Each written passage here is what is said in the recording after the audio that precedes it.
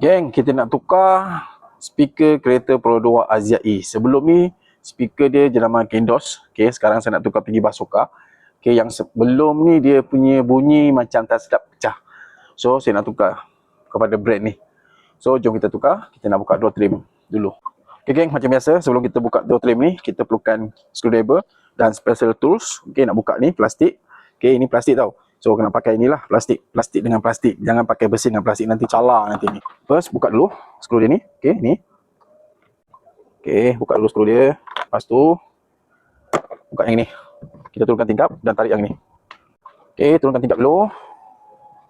Lepas tu getah ni kita tarik je. Just tarik je. Dah, kita buka dah. Simpan elok dan baru kita buka ni. Casing ni. Okey geng, so kita nak buka ni pula. Okey. Buka ni, just cukir sini. Lepas tu ambil yang besar sikit. Yang ni cukir. Okay. Dah, kita buka dah. Lepas tu ni just buka yang ni. Tarik ni. Kan? Tarik dah. So ada dua skru ni, satu dua kita buka pakai screwdriver, lepas tu tarik keluar. Okey, ni skru dia buka lawan arah jam.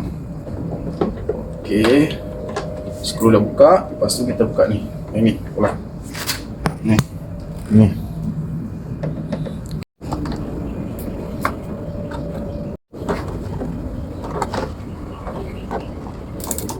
Okay, dia macam ni. Kita tarik, just tarik je. Okay geng, dah buka ni, just tarik lah door trim ni keluar. Ya, daripada bawah, daripada atas ke bawah. Okay, kita buka. Okay. So baru kita ganti, kita buka skru untuk speaker lama ni. Okay, so buka lah skru lama. Okay. So ini yang lama. Okay, kita buka yang baru. Basoka. Just cucuk je sini.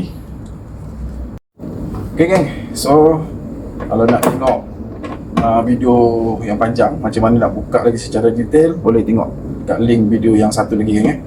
So ini just short je. Okay, yang satu tu video panjang lah. Okay, so boleh check dekat link sekarang. Okay, speaker brand Basoka ni dia tengah promosi sekarang. So check out sekarang geng. Assalamualaikum, bye.